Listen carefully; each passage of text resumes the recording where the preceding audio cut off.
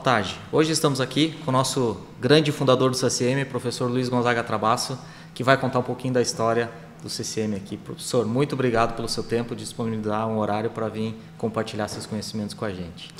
Bom, obrigado, Borilli, obrigado a todos os pesquisadores, professores do CCM. Essa história do CCM é uma história muito bonita. Ela começou no final da década de 80, onde havia um edital da IBM chamado SIM, Higher Education, SIM com C, né, Computer Integrated Manufacturing, e o ITA, na época, se candidatou a ser um desses centros, né? E nós fomos contemplados.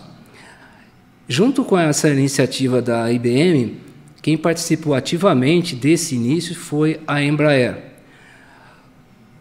O CCM não estava onde está aqui agora, ficava lá debaixo, literalmente, do andar térreo do prédio da eletrônica.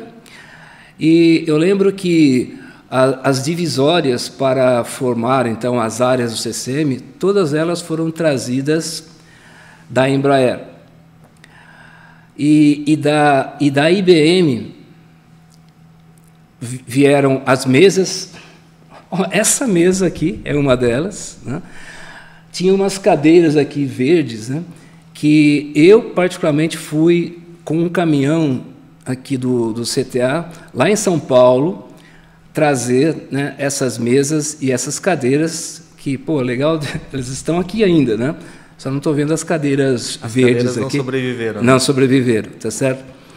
E na época, então, o CCM ele tinha sido projetado para ter 3 áreas. Bom, o CCM, informação, ele não se chamava CCM na época, se chamava Lab SIM, SIM justamente por conta do SIM Higher Education, e tinha 3 áreas. A área de CAD e CAE, onde foram instaladas, então, 13 estações IBM RISC 6.000, desculpa. Eram aquelas estações em que o monitor ele era proprietário do próprio hardware, então você tinha que ser aquele tipo de monitor. Então, essa é uma área. Na época, o CAD instalado era o CATIA V3, eu dei aula de CATIA V3, o software de elementos finitos se chamava CAEDS, esses dois eram distribuídos pela IBM, né? Então, essa era a primeira área. A segunda área era uma área de planejamento da produção. Então, a IBM ela tinha uma parceria com a SAP, alemã, e foi instalado, então, um mini computador, mais 13 estações ligadas a esse mini computador para fazer o planejamento da produção. E a terceira área era a área, então, de chão de fábrica, porque a ideia, né, do SIM, do modelo SIM da IBM, era uma paperless factory, ou seja, você projeta um determinado componente lá no CAD, avalia a parte estrutural, elementos finitos, etc., faz o planejamento da produção e teria que produzir, né, sem nenhuma intermediação, né, de operador ou papel. Era assim esse conceito. Naturalmente, eu estou falando de 91, né, não funcionou, né, não funcionou, porque tinha uma série de problemas nessa transição, né. Mas coincidiu, então, eu estava, como falei, ligado a isso que estava acontecendo, e quando eu voltei do meu doutorado, que foi feito na Inglaterra, em 1991, lá eu trabalhei com uma parte de automação, a parte também de usinagem integrada, a robótica, sistema de visão computacional, etc., né? Então, quando eu cheguei, o reitor, Euclides, aqui do ITA, falou assim, você vai tomar conta dessa, não só, né, dessa área que precisa ser feita, ela não estava ainda construída, mas também do CCM como um todo. Então, professor, mas você já era professor do ITA desde já. 84. Aí foi fazer o doutorado fora e voltou em 91 e assumiu o laboratório. Exatamente. Eu entrei aqui, que hoje talvez seja muito difícil isso acontecer, não é? Como professor auxiliar. Eu só tinha graduação, feita em engenharia mecânica, e eu estava fazendo mestrado no INPE, na época, em engenharia aeroespacial, principalmente controle de guiagem de satélites, né? Então, eu entrei em 84, terminei o mestrado em 85, aí passei para assistente, e em 87 eu fui para a Inglaterra, na Universidade de Loughborough, fica na parte central da Inglaterra, e na época, mecatrônica era um termo ainda muito mal conhecido, e eu fui fazer nessa área. Acompanhando, né, a trajetória do meu orientador, James Hewitt, ele tinha ficado, acho que 3 anos no Japão e estava implementando, né, um curso novo na Universidade de Loughborough de mecatrônica. Então, eu fui fazer parte desse curso. Então, naturalmente, a célula que eu montei lá, para quem depois quer dar uma olhada, né, lá naquela escada próxima àquele portão maior aqui do CCM, tem uma foto da célula que eu montei lá, né, que tinha 3 robôs, uma máquina de estampagem, usinagem, visão computacional. Então, isso foi uma inspiração para montar aqui, tá? Então, essa área de chão de fábrica não tinha. E aí foi que eu escrevi o primeiro projeto FINEP, que começou, então, né, ou que gerou esses subsídios para a implementação do chão de fábrica. Muito modesto no começo. Com esse recurso da FINEP, eu comprei uma máquina Hamel de 3 eixos, né, de usinagem, comprei um robô, visão computacional, e nessa época também eu, junto com algumas empresas, algumas assim, Sandvik, Blaser, Mitutoyo, nós montamos uma associação chamada Associação de Inteligência em Manufatura, e essas empresas começaram então a participar com subsídio, com insumos, né, aqui. Tanto é que o laboratório ou a área da Mitutoyo, ela é desta época, né? Então a gente tinha, né, um equipamento, a gente tinha uma rota de fabricação, montagem com os robôs e verificação dimensional. Mas isso já era início dos anos 2000, né? Isso. Agora, ali também, então, aí nós fechamos esse ciclo. Foi aí que eu convidei o professor Jefferson, né? Eu lembro, né, quando você, Borilli, foi na minha sala, né? Eu lembro de várias pessoas aqui. Quando o Eguti foi lá, eu sempre falo para ele, né? Ele foi com uma gravatinha preta, tá? E o Wesley, eu lembro todo esse pessoal que começou a fazer fazer parte do time. E aí, mesmo lá embaixo, a ideia era sempre ter um ambiente plural em termos de professores e em termos de alunos, né? Então, a ideia, isso foi original aqui no ITA, nós, professores, estávamos no laboratório, no centro, que você não encontra hoje, mesmo hoje, aqui no ITA, algo assim. Então, primeiro, né, em termos de professores, né, fui eu, o Jefferson, depois eu e o Jefferson conhecemos a professora Emília, e assim foi, né? E os alunos juntos. Então, esse ambiente, né, de integração ficou assim, muito legal, e projetos já aparecendo, né? E aí também, um outro ponto importante foi a transição para cá. Então, para quem vir aqui no CCM, aqui na porta de entrada, né, do lado direito, tem 2 seções de fuselagem, que é do 145, e aí nós começamos a trabalhar com a Embraer nos projetos de automação da manufatura. E e a automação da manufatura aeronáutica. Então, nem as fuselagens e nem os robôs que hoje a gente tinha aqui, né, eles cabiam lá naquele espaço do CCM. Né? No andar térreo não dá para colocar no andar térreo, não dá. E esse foi um período assim, meio que de transição, eu diria, meio estranho, né? Porque aí eu saí procurando um lugar aqui no ITA para instalar esses robôs de grande porte, que são esses robôs, o KR-210 e o KR-500, com as seções de fuselagem. O primeiro lugar que eu fui foi o Elefante Branco, né? Nem sei como é que chama o laboratório. Mas é o laboratório de estruturas. Laboratório de estruturas, né? Que parece um pão de forma, né? Porque o pé direito dele lá é alto, suficiente para abrigar ali, né? Mas, enfim, aí tem aquelas coisas, né? Fui conversar com o chefe lá da aeronáutica e tinha uma série de... enfim, você olhava para aquilo lá e falava assim, pô, isso aqui não está sendo usado, né?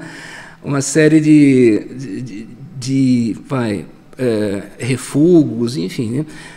E eu sabia, tem uma palavra que você nunca pode usar, eu falei assim, poxa, mas aqui tem muita coisa que não está em uso. Eu fui de uma forma bem política, né? Eu falei assim, olha, né, poderia servir a nós todos, porque vocês têm a parte estrutural também. Imagina, né? Isso aqui é super importante. Bom, enfim, não deu certo lá. Voltei para a reitoria, conversando com o Pacheco, que era o outro reitor, né, e o Sacani. O Sacani falou, tem essa área, aqui onde nós estamos hoje, que pode ser usada. Né? Então, desde que você faça igual o outro laboratório da aeronáutica, né, que é 60 metros por 12, 60 por 12. Né? Aí eu falei, pô, muito bem. Né? Aí nós começamos, aí eu consegui mais um projeto, também da FINEP, junto com a Embraer, e construímos o que é hoje a área dos robôs. Ali são 300 metros quadrados. Então, o CCM começou com aquele quadradinho ali.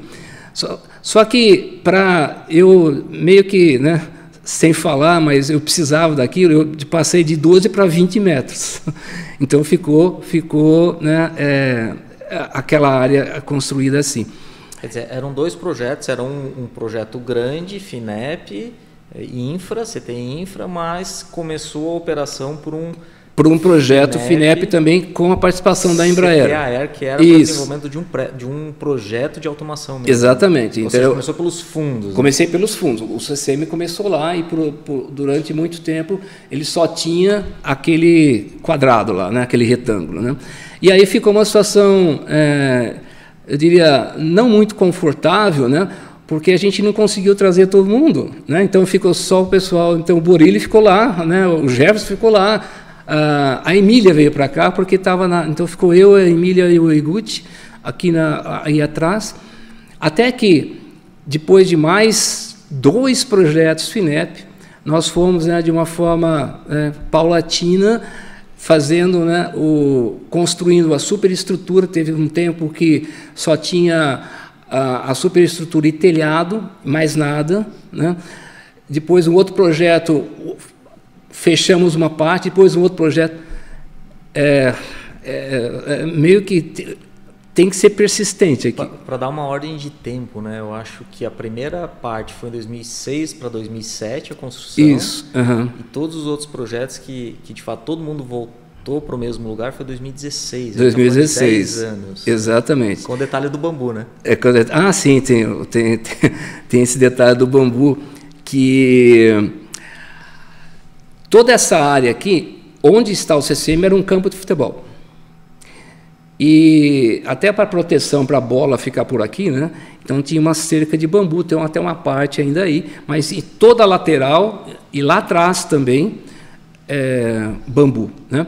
Aliás, lá atrás a gente conseguiu mudar, porque eu sempre falava assim, nós vamos mudar o bambu por a vegetação mais adequada. Então, se vocês olharem lá atrás, tem acho que 4 árvores que eu não sei o nome correto, mas são chorões, umas árvores bonitas que eu e o São plantamos, né, lá.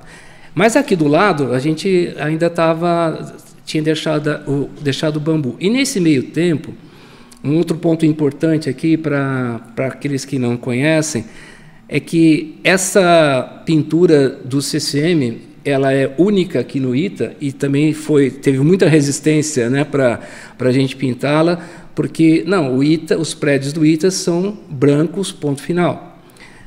E quando a gente estava trabalhando com o Legacy 500, muito embora aquelas fuselagens fossem, né, ou são do 145, é o que tinha lá, mas o foco era o Legacy 500. Se vocês olharem depois na internet, o primeiro protótipo do Legacy 500, ele é lindo, ele tem uma pintura assim, fantástica. E aí eu, com alguns alunos aqui da Embraer, falei assim, como é que eu acho a pessoa que pintou, né? Aí eu, conversando com o Tomás, ele falou assim, tá, eu acho que a pessoa te manda. Eric Shibata foi o cara que fez aquilo lá. Aí liguei para ele, falei assim, Eric, me explica essa pintura do Legacy, porque parece que o avião passa numa poça de óleo, mas o óleo espirra para frente e não para trás. Aí ele falou assim, olha, assim, o Legacy 500 foi o primeiro full fly-by-wire da Embraer. Então, quando você olhar assim, né, o leme, o estabilizador traseiro, né, ele é uma cor sólida. E aí depois ele vai para frente se digitalizando. Então, essa pintura se chama fly-by-wire. Eu falei, Eric, caramba, que inspiração, né, que você teve, que legal. Não sei. Eu falei assim, eu posso pintar o prédio assim? Ele falou assim, eu vou conversar lá com a minha gerente, né? Aí conversou, eu falei, não vai ficar igual mesmo, né? Aí eu falei assim, tendo um ok da Embraer, fui falar com o Pacheco.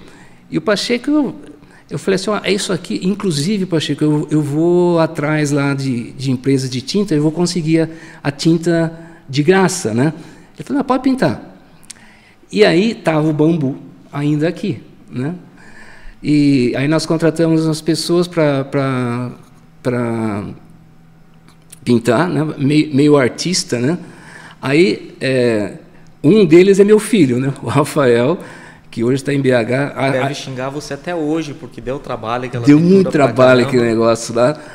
E é o Rafael que também desenhou esse logotipo, né? Então, do CCM, né? E aí começamos, ele e mais umas pessoas começaram a pintar, assim. E depois que ficou pronto, aí nesse meio tempo eu já estava no pós-doc da Suécia, né? Em 2017. E aí a gente queria, né, tirar o bambu, né? Aí a Emília, o Borilli que foram atrás, porque a questão era assim, nós vamos substituir o bambu por algo mais adequado. Mas chegava lá no brigadeiro assim, vamos cortar o bambu. Não pode cortar o bambu, não sei o quê. Eu sei que depois de muito vai e vem, né, Borilli? Você está mais por dentro disso, que eu não estava aqui.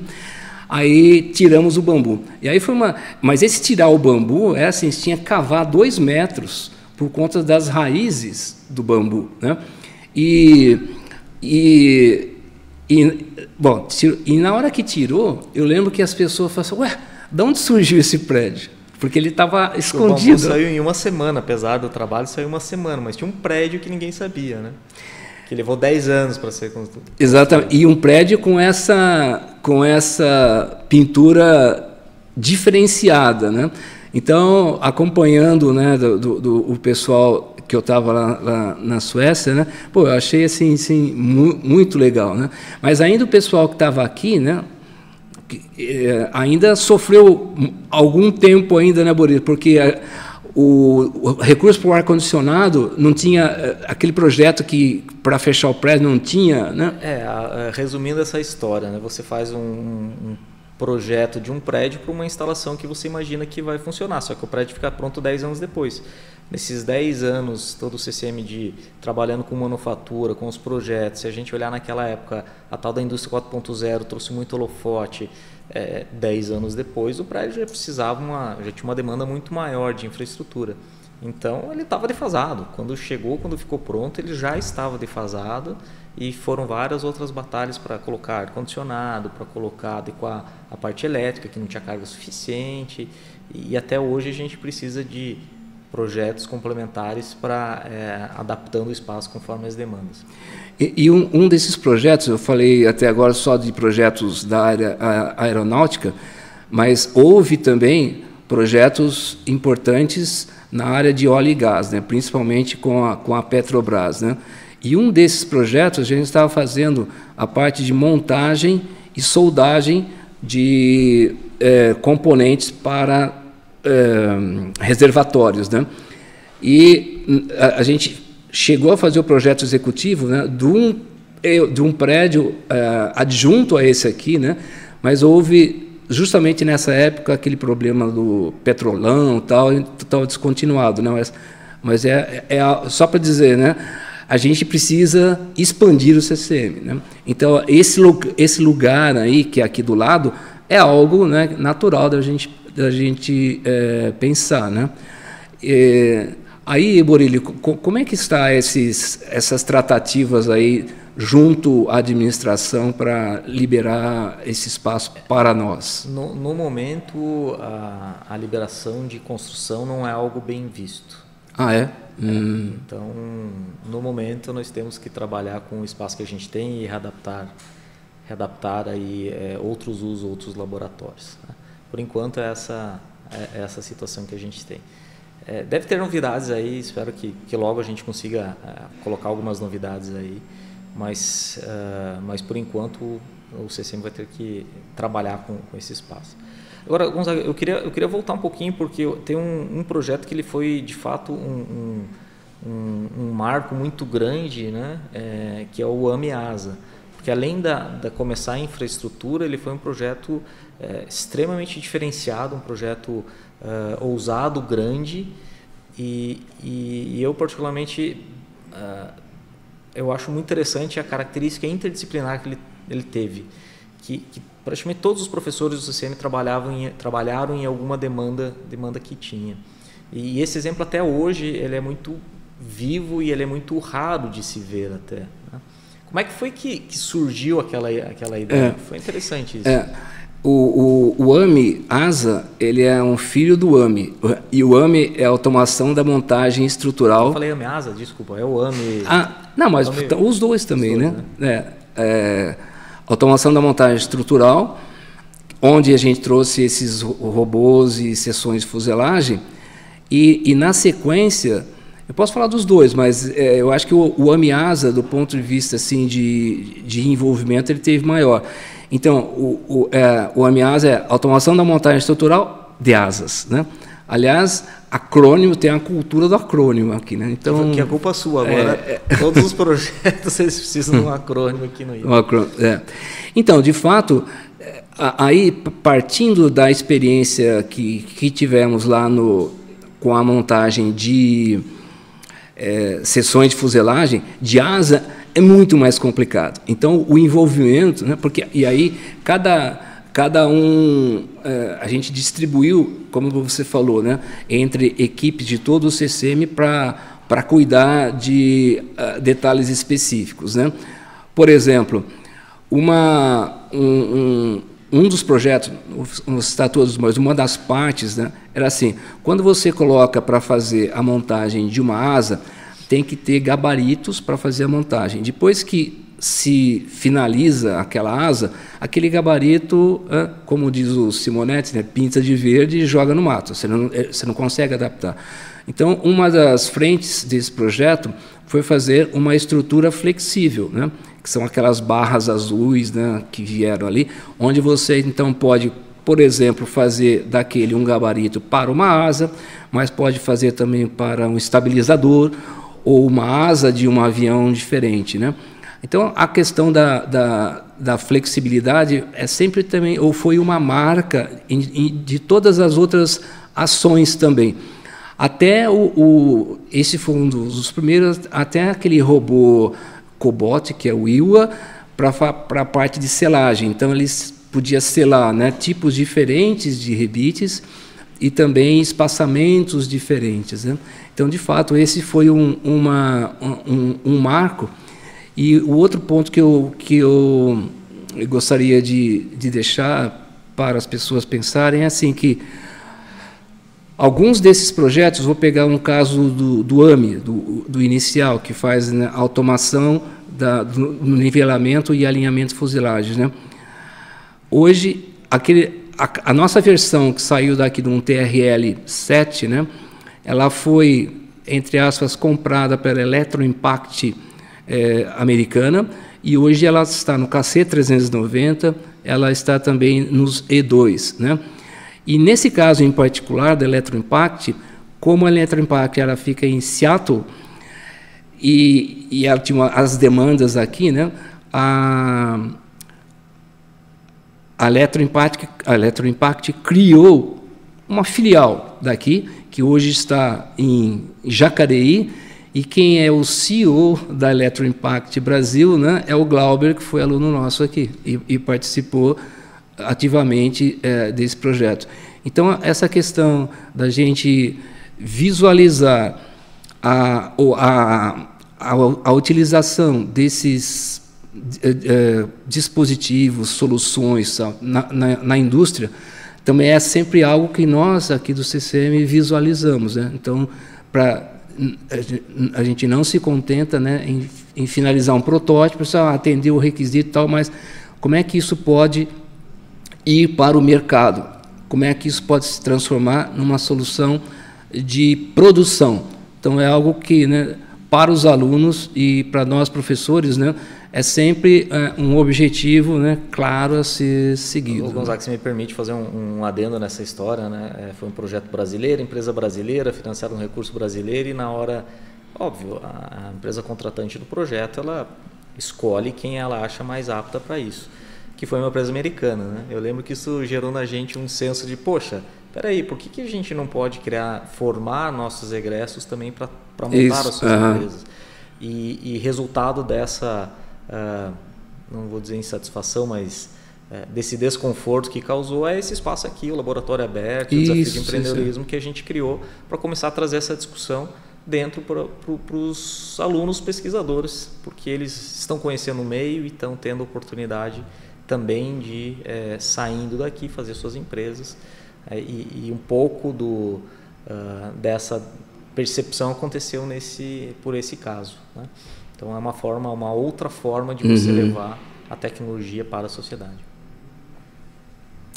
Sim, e também eu vejo que depois elas passam a interagir, né, conosco também em outras, por exemplo, o Glauber, voltando a esse exemplo, né, eles desenvolveram uma outra patente agora dele próprio, né, e está demandando serviços lá no Senai Joinville para fazer umas rodas mecânicas e tal, né? Então, certamente isso, né, é um indutor de outros negócios. Uma economia circular na pesquisa, os egressos que estão sendo aqui voltam. E aí me vem à mente também outros egressos, como a Lume, que é também uma empresa que surgiu daqui e hoje está dentro do Senai, o qual você é diretor hoje, né? Isso. Você quer falar um pouquinho dessa transição depois aí de CCM e Senai? Sim. História é muito interessante. Então, eu trouxe o Jefferson para cá e ele me levou... 3, 4? Isso. E em 2018 ele me levou para lá, né? A minha ideia era...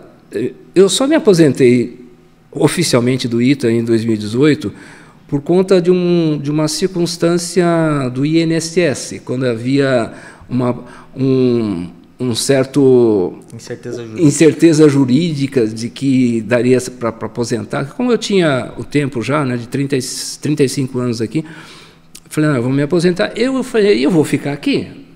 A minha sala era aqui, né, não tem problema. Mas aí o Jefferson falou, não, você precisa ir lá conhecer Joinville e tal. Eu fui e gostei. Por quê?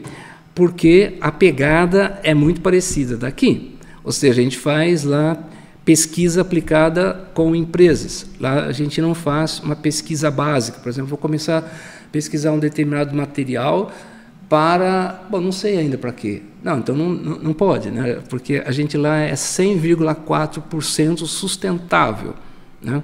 O meu salário, a eletricidade que a gente consome e paga, ela vem de projetos, né? A diferença que eu vejo daqui e lá é que aqui a gente tem um mercado um pouco mais restrito em termos de setores da indústria.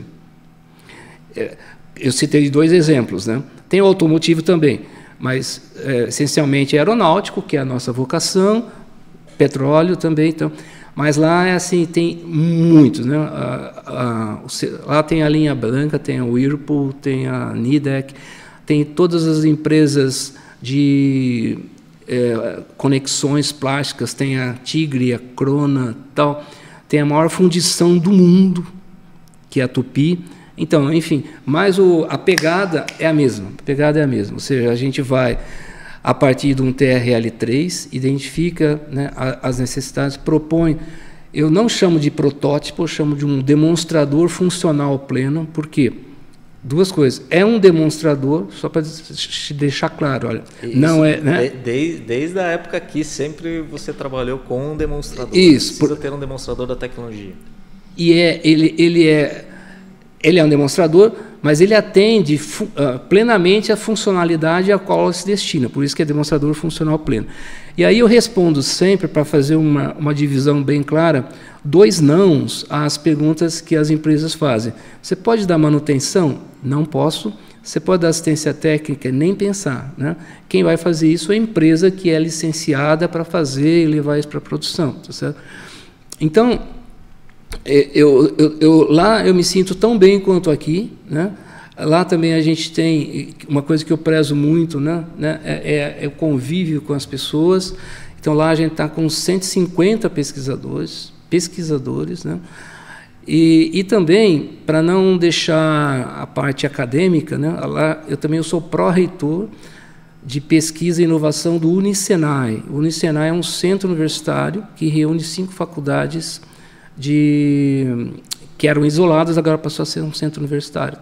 Então, essa interação, né? E também eu sempre falo que eu sou professor semi-aposentado do ITA, por conta, por exemplo, eu estou aqui hoje, né, fazendo parte de banco, e também tenho orientados, eu não lembro como foi aquela menina que era orientada. Maria. Ela falou assim, não, professor, eu falei, quem é você? Né? Maria a gente encontrou um cafezinho aqui antes, um cafezinho, por acaso. Isso. Quem é você? Ela falou assim, eu sou aquela que você não aceitou para orientação. Eu falei assim, então, eu não estou aceitando, no sentido acadêmico, né, aceitando por conta alunos novos, né, porque pela distância, e também, enfim, mas continuo orientando e finalizando as orientações em curso, né. Mas essa transição, né, para mim, foi muito tranquila. Eu já estive em alguns lugares por ali, eu não tenho, de fato, dificuldade de adaptação. Mas o padrão CCM eu levo para lá, né, padrão CCM. E uma das frases que eu fiz aqui, emprestei já para lá, aqui eu sempre falo, assim, quando a gente tem um workshop de entrega de resultados para empresas, né, e a gente é super bem avaliado e tal, eu falo assim, ó, o CCM faz e faz bem, ou seja, aqui, né, aqui não é que a gente estuda, faz. Então tem sempre essa pegada de hands-on, né? Alguma coisa que, né, você consegue fazer. Claro que toda a simulação, né, ela precede, é bem-vinda, tal, mas o fato de você ter, né, um demonstrador ali, e os demonstradores do AMIASA são super sofisticados, né? Se você pegar, né, o EFIP e aquele maior que tem que pega a asa toda, né? Pô, lá para a gente fazer aqui, para ele fazer, né, mais de 1 tonelada na ponta, né, para fazer a cravação do rebite, super sofisticado. E mesmo a questão, eu lembro do selante, usando, né, toda aquela parte, né, de programação, Também não é trivial. Então, os 4 subprojetos, né, foram assim, super... ou são exemplos desse faz, né? E faz bem, né? Eu acho que nas demonstrações que aconteceram, isso ficou patente para a Embraer, que foi a financiadora desse projeto. O Gonzaga, e pegando de novo, voltando nos projetos, né, uma linha que os projetos de automação muito claro o desenvolvimento dele, né? No AME foi desenvolvida e aprimorada uma competência muito forte de automação, integração de sistemas, etc. De certa forma, essa competência foi desdobrada em outros projetos, como a Petrobras, que desenvolveu outras questões, né? Isso e voltou para a Embraer também no simulador de voo. Então, isso também sempre foi algo que você puxou muito, né? A gente, eu chamo isso de transbordamento de tecnologia, transbordamento. Agora tem também a parte anterior, e o desdobramento. Esse desdobramento de tecnologia é algo que, na parte de desenvolvimento de produtos, né, a gente chama isso de side thinking, né, o pensamento lateral. Então, nesse caso, nós tínhamos, no caso das fuselagens, desenvolvido toda uma tecnologia de alinhamento e nivelamento de seções de fuselagem, né. Essa mesma ideia ou tecnologia foi usada para nivelamento e alinhamento, né, de chapas para a montagem desses reservatórios de água ou de petróleo, né? E eu acho que é sempre também uma oportunidade até para as dissertações e teses, agora esquecendo não, mas pegando, é uma oportunidade, né, para você usar esse pensamento lateral para aplicar num outro contexto, numa outra situação. Um exemplo que me vem à mente aqui é do Prim. O Marcelo Prim. O Marcelo Prim foi meu orientado, né? E hoje ele é diretor de operações da Embrapi, né? Então um posto bem legal. E aí, o que ele fez? Dentro do desenvolvimento integrado de produto, a gente apresenta algumas ferramentas de projeto, e uma delas é a TRIZ. TRIZ é um acrônimo russo que eu não ouso, né, pronunciar, mas é, né, a solução inventiva de problemas, trazendo isso para o português. Então, isso ele é voltado basicamente para a parte de projeto mecânico, projetos de engenharia, né? E o que o Prim fez foi uma adaptação desse contexto da TRIZ, né, para processos de negócio da Embraer. Então, ele gerou, né, a matriz de contradição, as soluções inventivas, fazendo assim, um de para, né, mas usando esse mindset, né, do pensamento lateral ou do desdobramento de algo que está aqui para um outro contexto. Isso dá para fazer legal também, né, não apenas em projetos, como esse que eu acabei de falar, de aeronáutico para setor de óleo e gás, mas também para trabalhos de dissertação e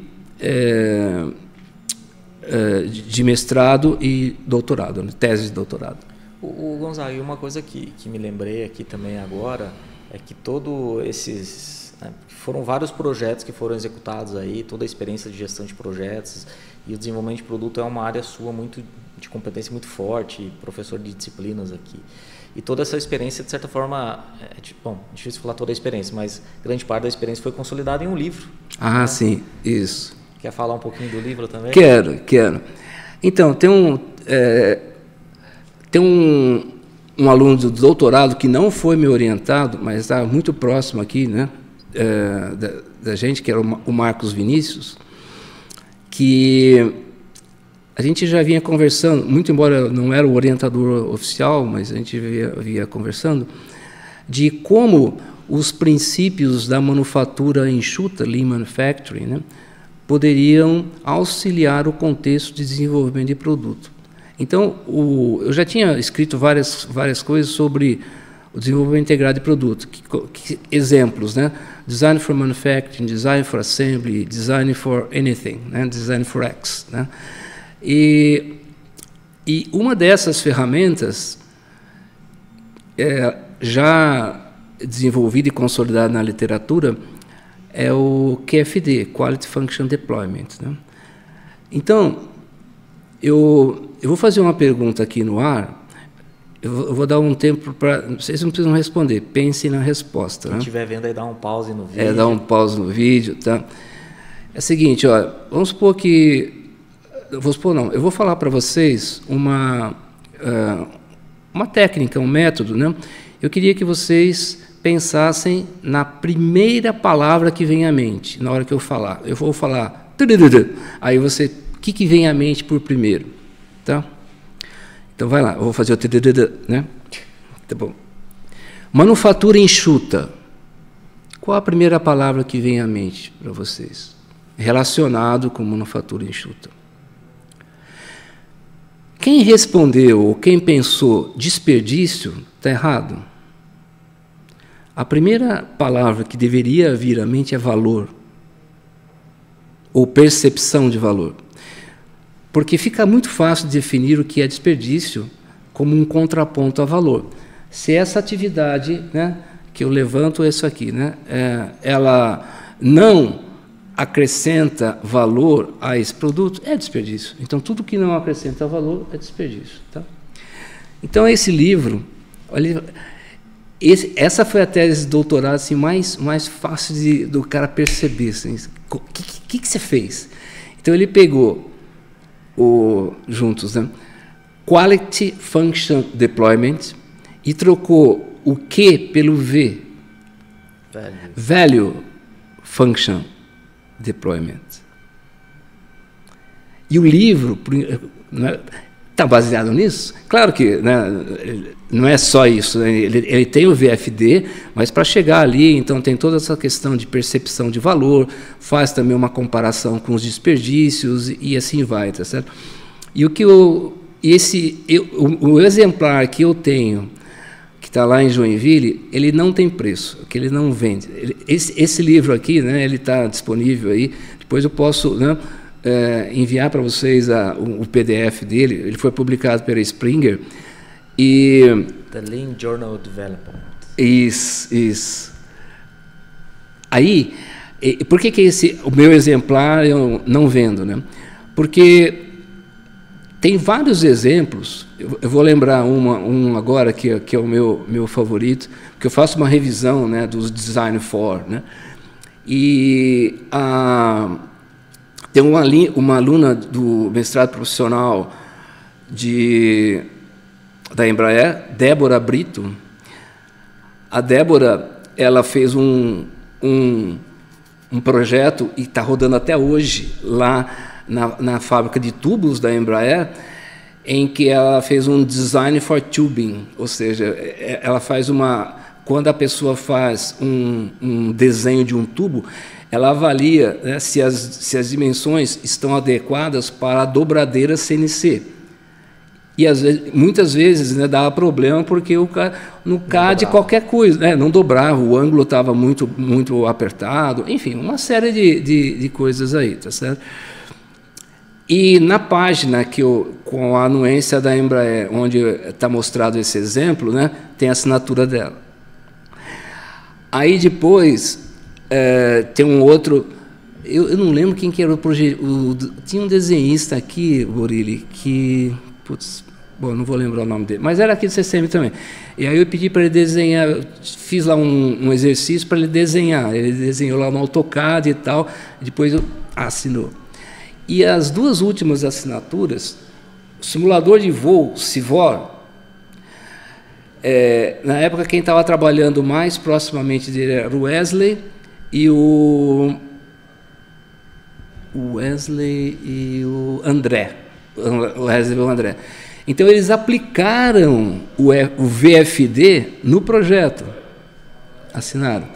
E tinha também um outro projeto, que eu dei um curso no Senai, e aí tinha um pessoal de BH que fez lá um Thermobaby, um negocinho lá para temperatura, né? Mesma coisa. Então, assinaram lá. Então, esse livro está assinado, né? E é um exercício interessante, assim, né, para você, né, a função do QFD, né, Quality Function Deployment, é apresentar a você as etapas de desenvolvimento e garantir, né, que os requisitos de qualidade sejam atendidos em todas as etapas. O VFD é isso, né, só com a perspectiva de avaliação se aquela atividade ou aquele conjunto de atividades agrega ou não valor. Então, esse livro está... enfim, a gente também tem atualizações no site, que é pelo nosso contrato, né, ficou estabelecido que a gente... né, novos casos e tal, né. Então é isso, esse aí ele traz, é legal porque ele traz um resumo do DIP e mais essa parte do Lean. Daí, DIP mais Lean virou DEP, Desenvolvimento Enxuto de Produtos, que foi uma disciplina que também eu dei aqui no ITA. Excelente, Gonzaga. Professor, só agradecer pelo seu tempo. Se deixasse, a gente voltaria em várias histórias aqui. Ah, sim. Mas foi super enriquecedora essa conversa contigo. E esperamos poder conversar de novo em outros projetos, em outros casos aí pra gente. Com certeza, né? E a gente, né, para todos que estão ouvindo aqui, uma vez CCM não tem ex-CCM, tá? Não tem. Isso é herdado do ITA, né? Não tem ex-CCM, né? E cada um, né, fica com essa atribuição daquilo que fizer aqui, né, usar sempre no final, né? O CCM faz e faz bem. Excelente. Beleza. Obrigado, professor. Obrigado.